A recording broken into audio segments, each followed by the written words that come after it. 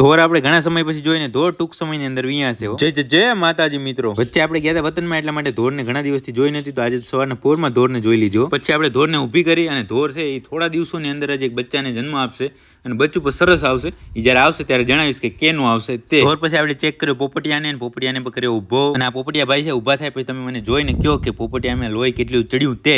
ધોર પોપટ બંનેને ચેક કરીને આવી ગયા આપણે કુંજ પાસે, કુંજને નવો શણગાર પહેરાવી દીધો. કેવો સરસ લાગે, જો નવો નવો હોય ત્યાં તો એવો ભલો લાગે. અને આને તમે જાણો છો કે આ છે કુંજ, એટલે કુંજનું નામ છે આવે હોંજી ગાયોના લિસ્ટમાં પહેલું નામ, એટલે આપણે આ ફેરવા દે હાથ. પછી જવાનો સમય થઈ ગયો તો આડવા માટે, તો બધી ગાયો છોડવા માંડ્યા મહેશભાઈ, અને ગાયો બધી જોક તરફ જવા રવાની થઈ. બધી ગાયો રવાની કરીને આવી ગયા આપણે ઘરમાં, ઘરમાં આવી એક જ મિનિટમાં થઈ ગયા તૈયાર. અને તૈયાર થઈ આવી ગયા પાંજરાપોર. અને જો આ બધો હેવી સામાન લાગી ગયો છે કમ્પ્લીટ, 2 દિવસ પહેલા જોયું હતું ને એ જ કમ્પ્લીટ. પછી આપણે ચેક કરીએ અને આપણા હાથે જ મજબૂત આવી, કારણ કે કેવું મજબૂત છે જોવું પડે ને. બાકી બધું ચેક કરીને આવી ગયા હતા ભગતના વાડામાં. ભગત તો છે લવેડાનું દૂધ પાતા હતા, થોડી વારમાં લવેડ ઉપર ચોટી ગયું, જવું તો ખરા પીએ હતી. પણ બધું ચેક કરી બધું કામ ઓકે કરીને આવી ગયા હતા આપણે આપણી ગૌશાળાએ. ગૌશાળામાં પડેલી આ મેટ ઉપર આપણી નજર ગઈ ને એની ઉપર આપણે આવી ગઈ દયા, કારણ કે હાવ ડોહી થઈ ગઈ, જો તો ઉંમરે નહીં. આટલામાં તો આ ભાઈબંધ આપણી પાસે આવી ગયો ને આપણે થોડી વાર એને ખંજવારી દીધું, અને સાથે સાથે ચેક કરી લીધા એના શિંગડા કે ક્યારે એના શિંગડા નીકળશે. શિંગડામાં એને મજા આવી એટલે એને માથું ઓરું કર્યું, થોડીક વાર આપણે માથું ખંજવારી દીધું. પછી જોયા આપણે આ બંનેને, કારણ કે એમાં હમ થોડો વધતો જાય. તો ભલે મારા વાલા મિત્રો, આજનો આ મિની બ્લોગ પૂરો. લાઈક કોમેન્ટ શેર કરવાનું ભૂલતા નહીં.